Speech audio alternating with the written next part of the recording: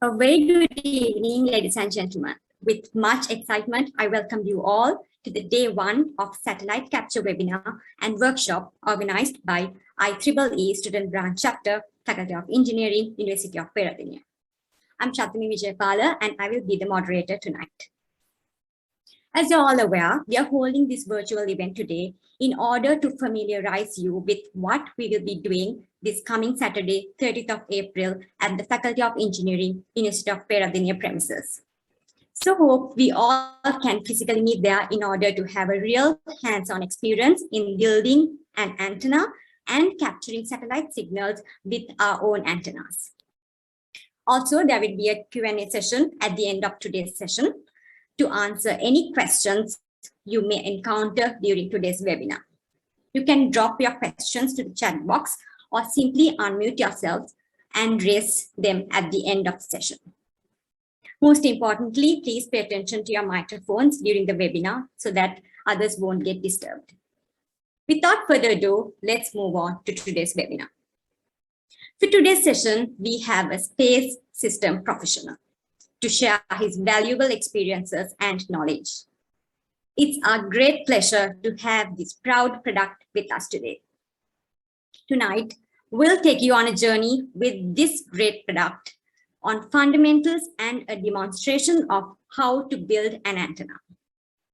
So, without further delay, let me introduce our guest speaker for tonight. He received his bachelor's degree in electrical and electronic engineering at the Faculty of Engineering, University of Peradeniya in 2016, and master's in space system engineering at Kyushu Institute of Technology, Japan in 2019. As everyone might already know, he is the designer of first Sri Lankan satellite Raavana 1 in 2019. Raavana 1 was designed to accomplish 5 missions. Its camera mission is to take pictures of Sri Lanka and its neighboring countries. Its LoRa demonstration mission is to validate the module to be used to download data of next satellites. You can get to know more about this unique product from the design itself today. He's currently a space system engineer at Arthur C. Clarke Institute and also serving as a visiting lecturer of Department of Electrical and Electronics Engineering, University of Peradeniya. He will inspire us all today on how we can do our part to assist Sri Lanka flourish in all sectors. This proud personality is none other than engineer Tharindu Dayarathne. So without waiting any longer, I'll hand over the session to engineer Tharindu Dayarathne to educate the audience on fundamentals and demonstration of building an antenna. Sir, the floor is over to you.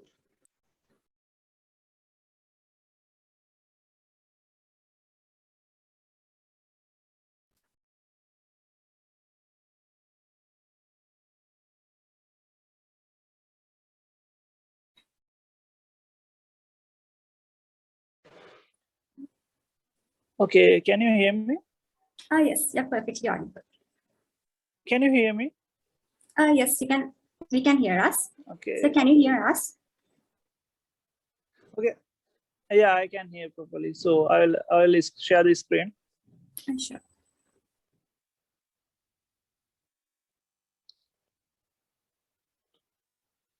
I hope everyone can see the screen. Yes, sir, we do.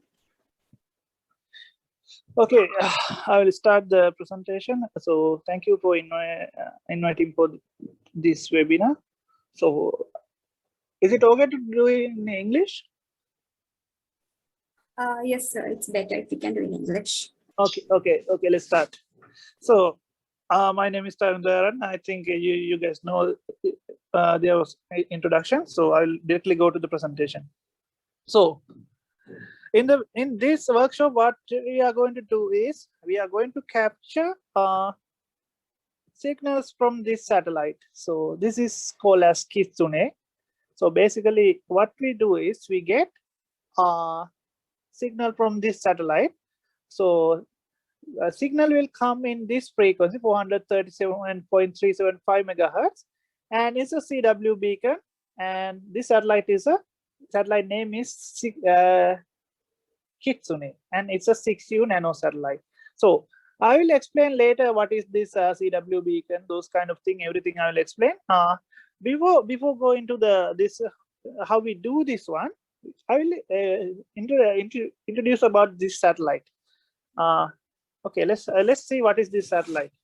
Actually, this satellite is a satellite developed as a collaboration between international academic institutions and private sectors in Japan. So there was 5 sectors for this satellite. Everyone own it equally. So in Japan, the QTech, this is the university I studied. So there we developed the satellite, and they own a part. And there's a company called Adnix. There's a communication company, and there's a company called Harada Seiki. It's actually a camera making company. That's actually, they do a lot of stuff. And this Nanyang Technological University, NTU, that's in Singapore, and as Arthur Clarke Institute, Sri Lanka. So all together we may make this satellite. So actually this Kitsune in Japan means it's a fox with 9 tails. It's a legend. It's actually a myth. It's a mythical story. There's a very beautiful story behind this Kitsune name. But even though satellite name is Kitsune, there is a meaning for the Kitsune. The meaning is here. So you can see, meaning is QTech standardized bus system, imaging technology system, utilization of networking and content measurement. That's the meaning of our Kitsune. But in Japanese, it's a 9-tailed fox. But yeah, so then you can see the satellite here. It's actually a 6U satellite. It's 6 times bigger than the Raavana 1 satellite. So basically, it's it's actually very complicated satellite. So it's not like Raavana satellite. This is the satellite we are going to receive. Okay, let's go to the next slide. So this is the Kitsune satellite logo. As I said, it's a fox. We just represent as a fox. So just a representation, and satellite logo is this one. And this is the satellite configuration. So if you look at this one, this is the disassembled satellite. So you can see the assembled satellite here.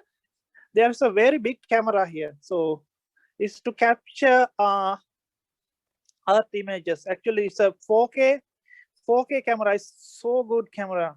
So then we have the logic boards and other mission boards. So actually, this satellite is a two satellite system. So what I mean is it has 2 satellites inside. This part is called as Spartium 2, and if I go here, this part is called as, this other part is called as 2U MB.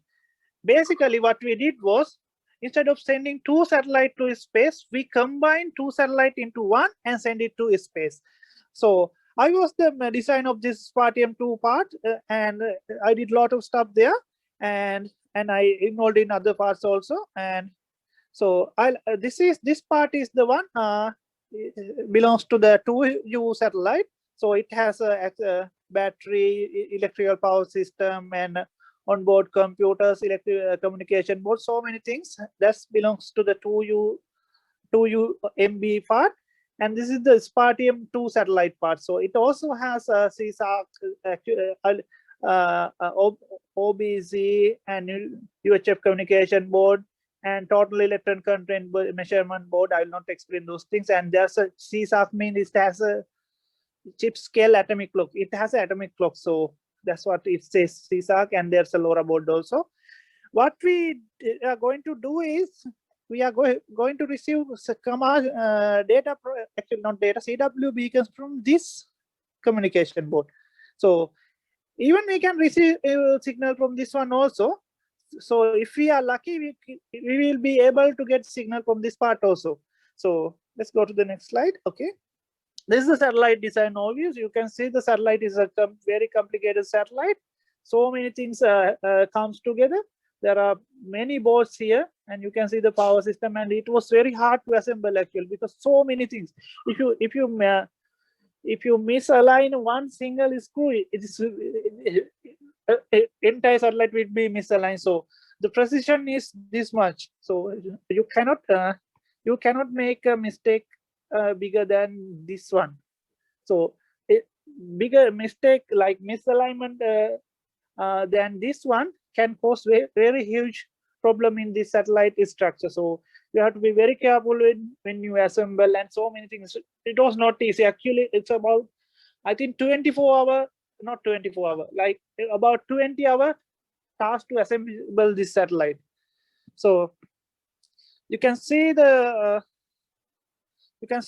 satellite dimension. Satellite is it's about 10 centimeter height, and there's about 22 centimeter width, 22 centimeter width, and actually this height is 34 centimeters, bigger than 1 feet.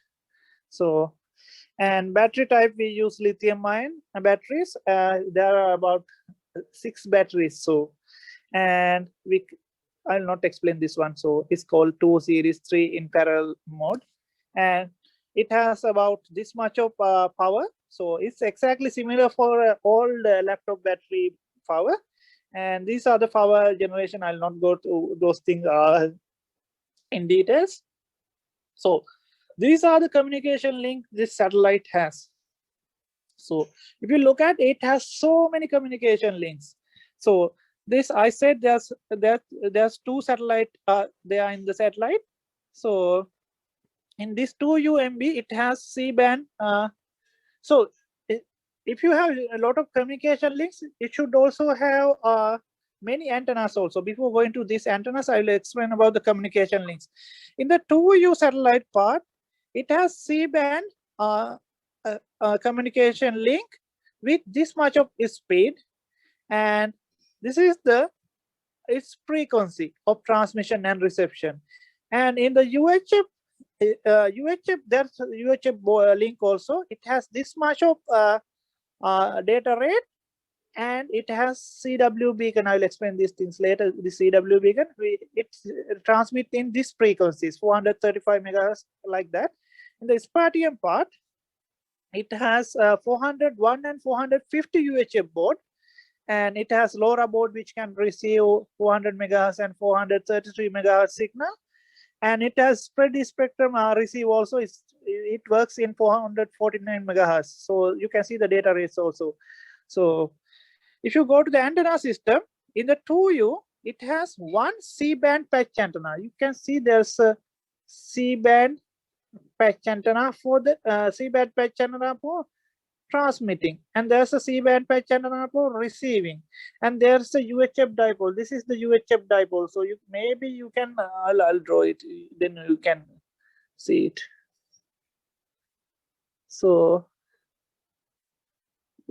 there's a UHF dipole in that one. Then Spartium part here, it has 1 UHF dipole here, and there are another 2 monopole antennas. So many antennas. It's not easy to actually, everything are folded, and when it goes to space, they get deployed by automatically. So that's how things happen. What we are going to receive is this signal. So this signal we are going to receive. I'll explain those things more in details in later slides. So again, what we are going to do? So we are going to receive this 437.375 megahertz signal, CW beacon signal. So let's see what is CW beacon also. So CW beacon is a slow on-off keying signal with narrow band. So here what happened is, I think you guys have to understand, if there is a signal generator or oscillator, if it gives, let's say there is a sine signal comes out. According to this data, if you on off this switch, output will be like this. So when output a data signal is 1, there will be output. When 0, there will be no output. When signal is 1, again there will be output. Like what you do is you just turn on off the signal coming from the oscillator or the signal generator. Then that signal will be transmitted outside. That's actually called as on-off keying. So if you don't understand, just ask. So I'll explain more. So basically what we do is there's a signal coming out from the oscillator. You just turn on off the signal. According to your on-off signal, there will be output like given in this screen. So I said CW signal is a slow and narrow band, and then it can be easily detected even with a small power at the receiver. Reason is because it is very narrow band, you can power is concentrated. This is actually spectrum analyzer screen. When it is, because it is a narrow band, you can see the signal properly in this spectrum. So which means it has a very high power density. Let's say if your signal is wide, your signal will be like this. So it's very closer to this yellow noise level. So there's a noise level here. So it is very closer to that one. Then you will not be able to detect if it is wide.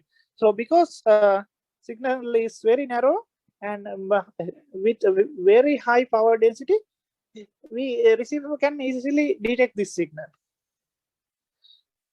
Okay, let's see what is CW Morse beacon. So what happened here is,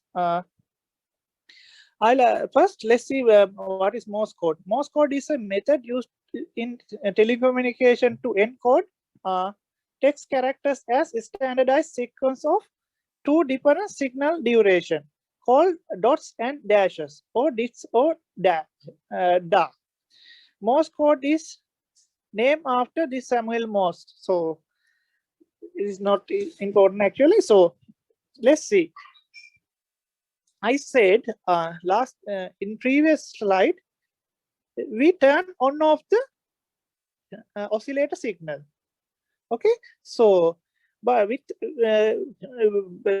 without doing just turn on off, if you just follow a pattern, you can represent data. So as an example, let's say there is a, you can see there is a input signal like this. So here, this is that data line. So there is, you can see there's a t time durations are there. You turn on the signal for t time and you come down and you turn on for 3t time. So this t time turn on we call dit. So here you can see, and not 3 time, 1 time turn on we call as dit, and 3 time turn on we call da. So signal output signal from the switch will be like this. When it turns on for t time is like t time. So t amount of time. So signal will looks like this, and then you turn off, and then you turn it for 3t amount of time. So like this. So you can see it's called dit da.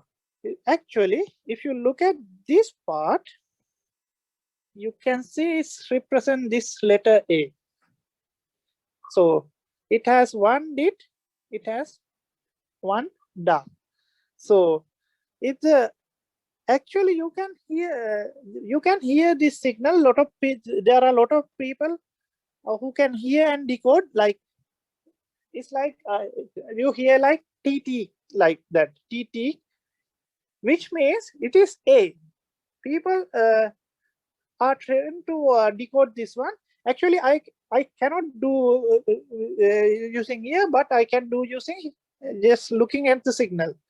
So here, if you want to, as example, let's say if you want to transmit letter D, you have to send 3 times. You have to turn on the signal 3T time, and then space and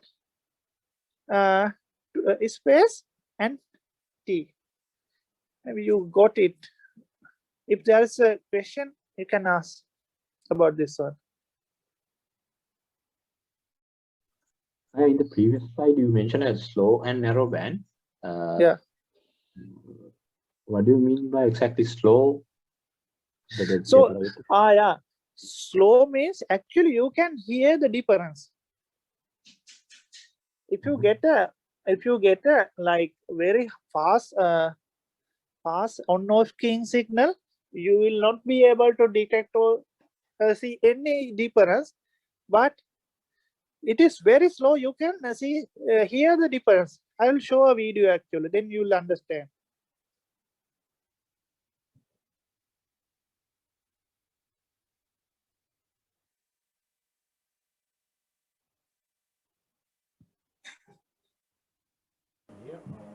If you hear.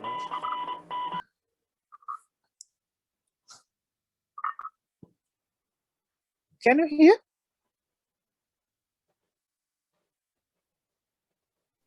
Yes. So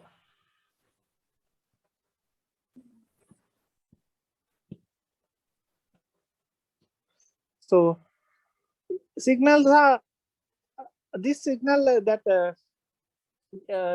pulse is given by hand. There are people who can actually do it very fast. So I'll show a guy who can do it very fast. Who is that?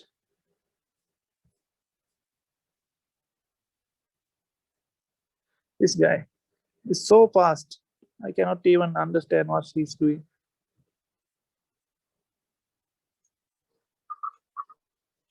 Maybe you can see the hand movement. So he can transmit the letters very fast using this key here. Sir, we can't see the shared screen. Oh, sorry. Maybe it's went away. Oh, sorry.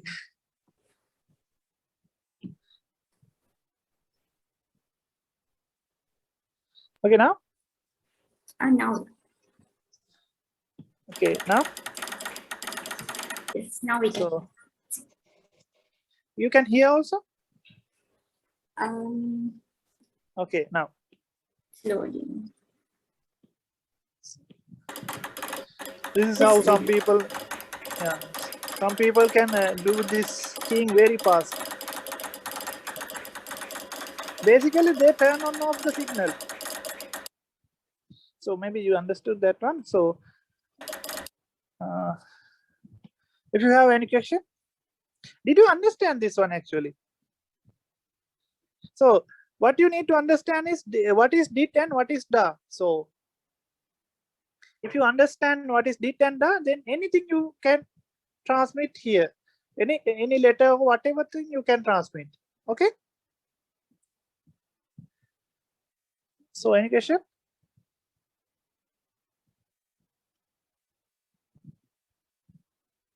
So I hope, can you hear me? I hope you can hear. Yes, we do. Okay, then I'll go to the next slides. So these are old on-off switches. So you just use hand to do that one. But now we don't use this kind of thing. You can use Arduino or any kind of microprocessor to switch those signals. This is very hard to do actually by hand. And a long time ago, people did buy this kind of switches. Okay. So why most of a lot of satellite has this kind of CW beacons? The reason for having this kind of CW beacon is the signal that signifies it presents, actually, I'll read this one. Beacon is the satellite signal that signifies is present to the world. So what it means is anyone, so I'll read the whole one, to the world and can be tracked by almost any ground station amateur radio operator. So what it say is, when the satellite goes to the space, you don't know satellite is there or not. So when satellite goes over us, you don't know satellite is there or not unless we send any command and get data. But this signal always comes from the satellite. So if you can receive the signal, then you can say satellite is there in the space. So that's how we identify satellite. A satellite is there or not. But not every satellite send beacon, but a lot of tube satellite and these amateur satellites send beacon signal. So actually everyone can receive. So that's what we are going to do actually. Generally, generally the signal in the beacon primary has the call sign. Actually, every satellite has something called call sign. It's a actually 6-letter word. So in Raavana, we had the call sign something like JG6, YLG, something like that. And every operator also has this kind of, like amateur radio operator also has this kind of call sign. I have a call sign like KI5AGA, this American call sign, something like that. Actually, it's an identification. So if you can see this call sign coming from a satellite, then we can say this is the satellite. So I think this Kitsune satellite has something called GJM, something like that. I don't remember exactly. So you can see this call sign when if you receive the signal from the satellite, and may also have health and data or telemetry data. Health data or telemetry data. So actually, a beacon can have some data. So when you so if you receive the signal using if you receive a signal, you will see the signal like this. So there is this is called as SDR sharp software. So there's a frequency spectrum. Then you see this that signal I showed here, and you can see this dit and da here. This is actually a signal received from a satellite. So by looking at this here, you can say this is what letter or number. I hope you guys understand. So maybe I'll decode one of letter. So this one looks like da dit. Okay, let's go back to here. Da dit. Is there any da dit? No, I think it's not da dit. Maybe I cannot see it clearly. Maybe it's dot. That's F actually, letter F. So something like that you can do. Actually, what if we make the antenna and this setup correctly, we can get signal like this in the computer screen. So then how to receive the CW beacons? So actually it's like this. Satellite passes over when it passes over our country, we have about 10 minute time interval to receive the signal from the satellite. What I mean is 10 minutes. So it's like this. If you draw the Earth, and if you draw the horizon, if the satellite comes above this horizon, we can receive the signal if your ground station is here. And when it goes down, you cannot receive the signal. To go to the satellite from here to here, it takes about 10 minutes. So in this 10 minutes, you have to receive the signal. So, sorry. Then you have to have a ground station to receive signal, and I'll show what are inside the ground station. So this is the extractor setup. You have the satellite, and then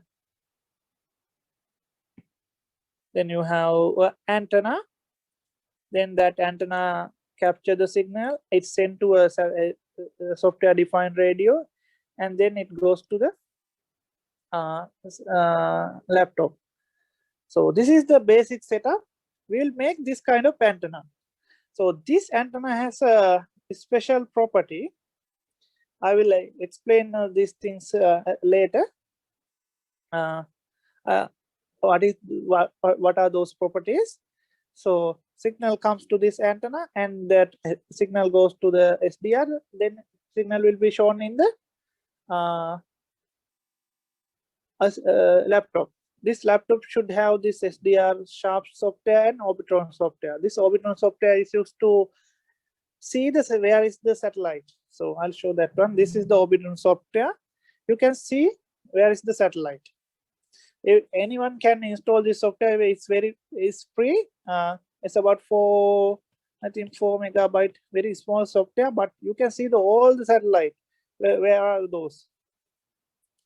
So if you have any question, ask before we go to the next part.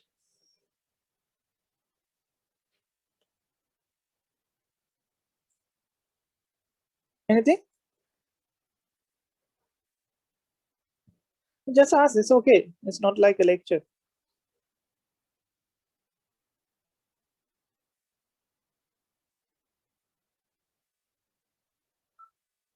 So this antenna is called as a QFH antenna. It's called a quadrupolar helicoid, something like that. It's called that QFH antenna. This is what we'll make. So we'll make this shape, and we'll connect the coaxial cable, and then it connect to the SDR, and we see the signal in the screen. Okay? Understand? Is there any question? Okay. I'll tell what is the specialty of this antenna. It is a circular polarized antenna. Antenna is not M. Antenna, and it has a wide beam. Then I'll explain what are those things. So if you have any question, you can tell. No question? Okay, I'll go to explain what is this circular polarization. Okay, let's see.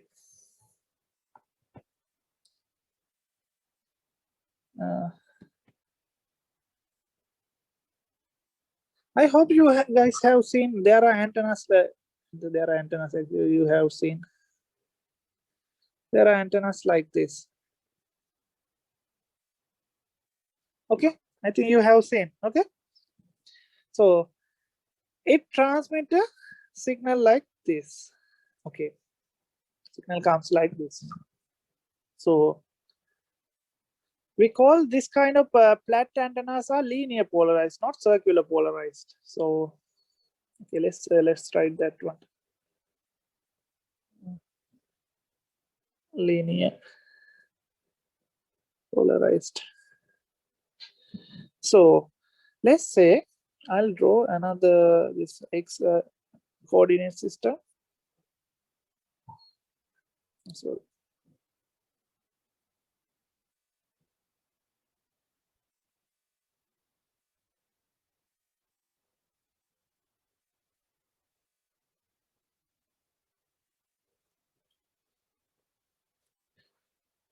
let's say you have a antenna like this in this let's name these things. Let's say this is a z-axis, this is x-axis and y-axis.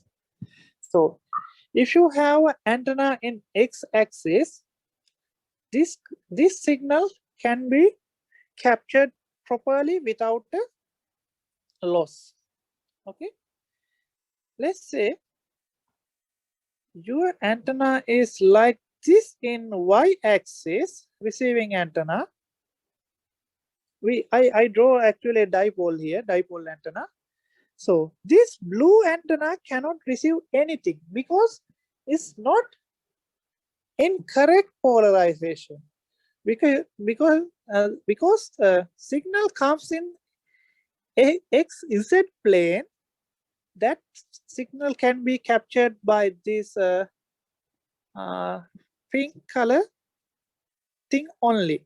So this 90-degree that y-axis antenna cannot receive a signal. Let's say there is an antenna like this with some angle. It can receive some signal, but it's not better than this pink color antenna. Okay. If you have a question, you can ask. Any question? You will learn this thing properly in the coming semesters, but I just explain without any equation or anything. So basically, you can actually write some equation. I'll just write the equation also. Okay, let's say the reason I am telling this one is, I'll go tell that one. Let's say you make an antenna like this. Okay, I'll change the direction to other side. Let's say this transmit and comes like this. Let's say you make a antenna to receive the satellite signal like this. Okay, you make an antenna like this to receive a satellite signal. So, but the problem is at the satellite side, satellite antenna is not properly aligned with this ground station. Let's say this is ground station antenna, like this pink color antenna. That satellite slowly rotates, so it can have little bit misalignment. So let's say this misalignment is theta. So there is something called polarization vector. So you can write this polarization vector. Let's say this is phi2, for this one is x hat, and you can write this p1 as you can write this as x hat cos theta plus y hat sin theta. You can get the polarization loss. There is a loss we call polarization loss. It is equal this dot product of p1 and p2 and this amplitude square. So if you plug these things here, x hat cos theta plus y hat sin theta dot product with x hat. So you know these things vanish, and then only thing remaining is x is 1. So remaining will be cos a squared theta. Cos a squared theta will be there. I think you can write like this if you want. So which means this polarization loss will be very high. There will be nothing received. Theta is 90, which means if you draw a plot, there will be when theta is 0, you will have the maximum reception, and then it will go to the infinity. Actually a plot. So I think maybe it's not good to draw this plot here. What you need to understand is loss vary from 1 to infinity. So in a linear scale. So it's not good using this kind of linear polarized antenna. So because of that, you have to use something called circular polarized antenna. Circular polarized antenna does not have this kind of varying loss. So it has only half power loss. So we call 3 dB loss. Actually, antenna is, so what happened is, if I draw a circular polarized antenna, not antenna actually,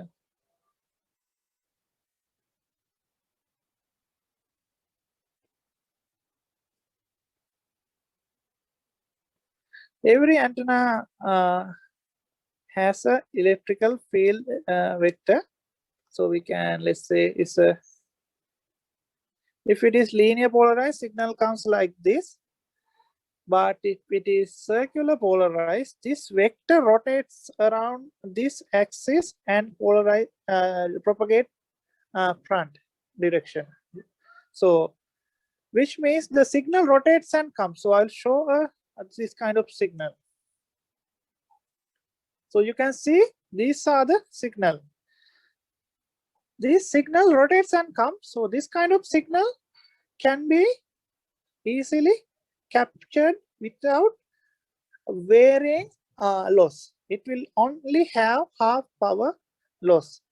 So that's why we have to use this kind of circular polarized antenna. And there's another reason we use this kind of thing. It's like this. I said previously, we have the Earth surface and satellite goes like this. It's not good looking.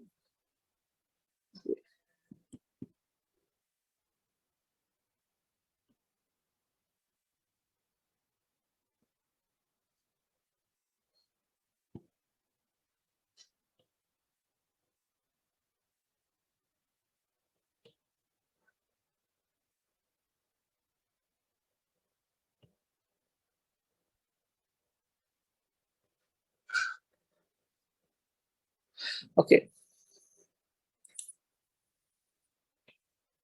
I'll draw the horizon.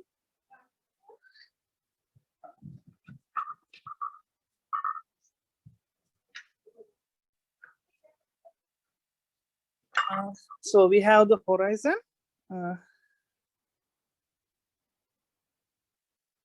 And we have the antenna receiving station here. Satellite goes like this. When the satellite goes like this satellite receiving antenna should be able to receive a signal from at least this kind of area.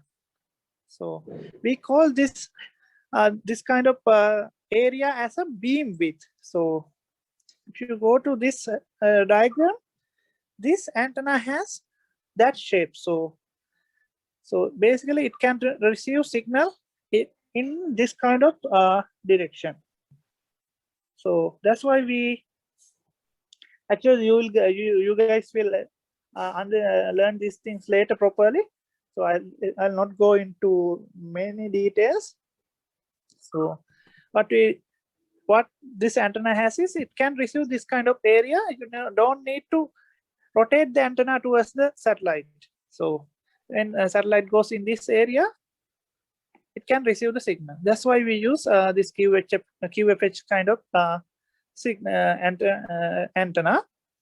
So to do the design, you don't know how to calculate this one still. It's a little bit complicated series. You can use a calculator. Calculator available in internet. So what you need to do is just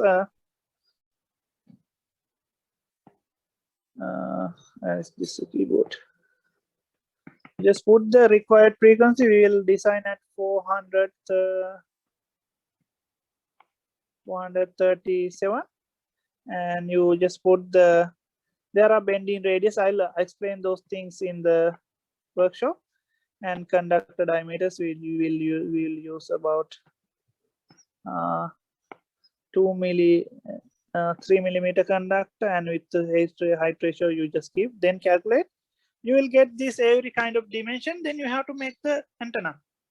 So for the to calculate this dimension, there are equations. So you will learn those. I don't think you will learn, but you can find those things in the books if you want the theoretical parts. So what we do is we may just look at this dimension, then we make this antenna. Okay.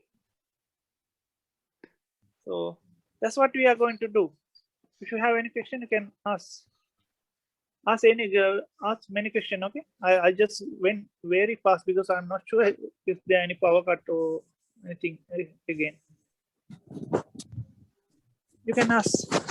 Sir, can we get this antenna under directional antenna? So no, it's not direction. Actually, there's a problem. Someone can say this is a directional antenna because it's capturing to us from a direction. But directional antennas are not like this. So directional antennas like this. Actually, let's say we can say this is a little bit wide antenna. Let's say dish antenna. It has very small narrow beam. So these kind of things are directional antennas.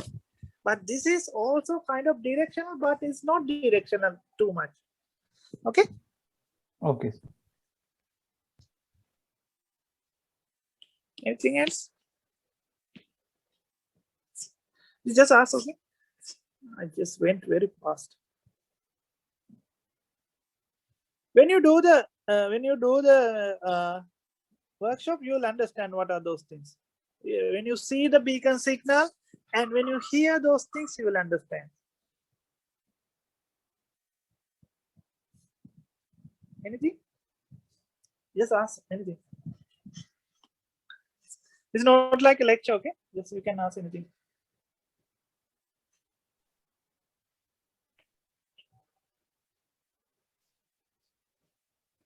So the beam represent the strength of the signal, like how the spread the signal. So what do you mean by this one? Yeah. Actually, okay, I'll explain actually beams. So let's say signal comes from this direction. So, and signal comes from this direction, and signal comes from this direction.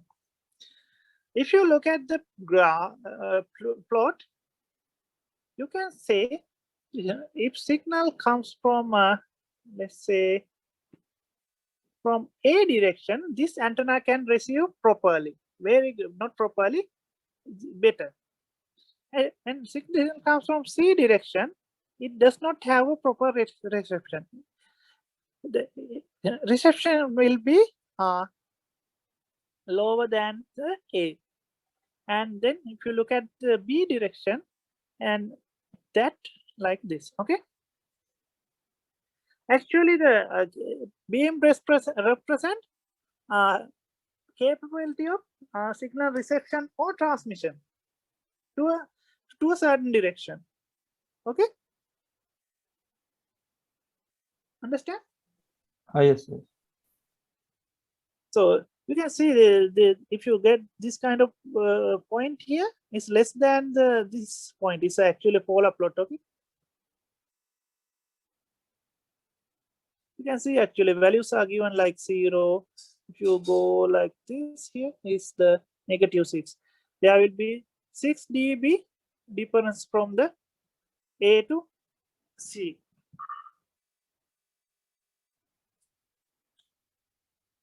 Any other question?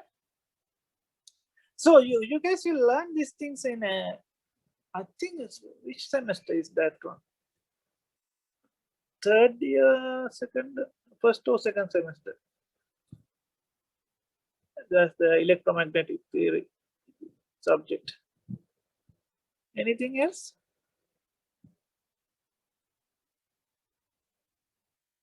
Any question?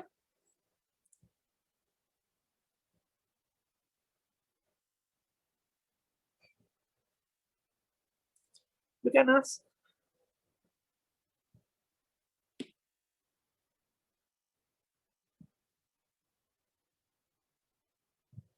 So how many participants are here? So many. If there's no question, the host can take the control.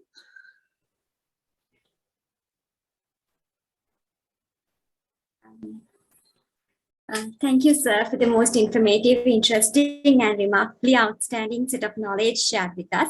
I believe all of us were able to get a better awareness. It is with great pleasure that we appreciate your contribution to our valuable session today.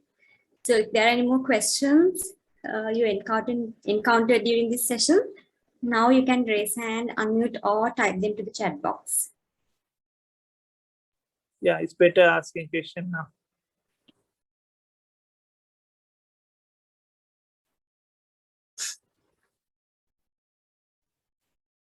So I have got another question. Can you tell what is the difference between the antenna we are going to make an telecommunication antenna usually used in sites?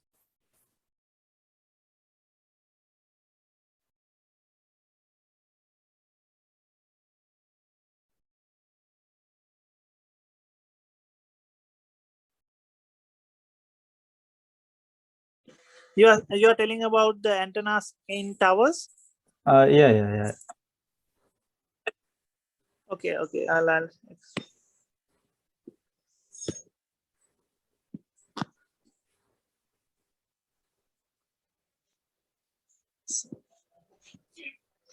so the actually, if you get a tower is like let's say there are many kind of antennas. Let's say there is a link between two towers. They put dish antennas because you don't need to spread power to a different direction, many direction. So dish antennas has very narrow band. Oh, sorry. Very narrow band. It can focus to a exact place, and it can receive signal from in a narrow band. But this antenna can, okay, if I go back to here, this antenna can receive in a wide width. So it will receive signal, but they will actually this antenna has a very good transmission capability or reception capability because power is narrowed down. So, but this one receives, but it's not so much strong compared to this one. But if you use this kind of antennas to receive signal from satellite, the thing is, let's say satellite is here, okay? Let's say satellite is here. So your dish antenna is like this. So you will have a communication. When satellite comes here, you have to rotate the antenna and see and when it goes here and rotates, antenna is received. That's why without rotating, this QFH antenna can receive signal, but actually we have rotating antenna in ACC-IMT. So it focuses towards the satellite and receive data.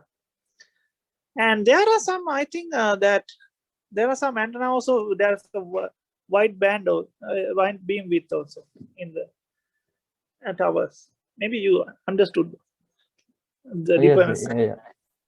Yeah, basically we are not tracking.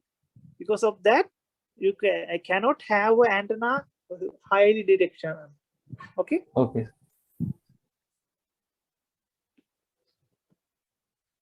It's very easy. If you just need to hold the antenna outside and it will receive signal.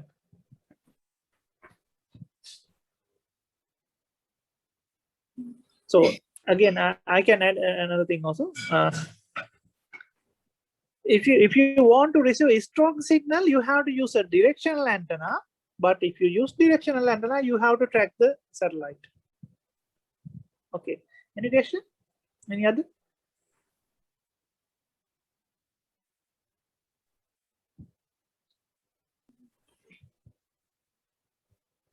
Seems like there's no more questions left.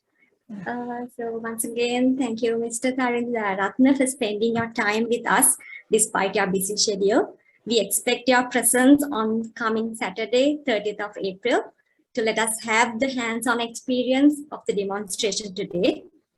And also thank you everyone who joined today's session to make this a success. Hope to see you all at the workshop as well. The details of the workshop will be provided through the SATCAP official web WhatsApp group and via emails as well. And also, please do follow our official FB page so that you can get to know about our upcoming events without missing any. With that, I'm ready to remark the conclusion of today's session. Until we meet on Saturday, stay safe, take care, and good night.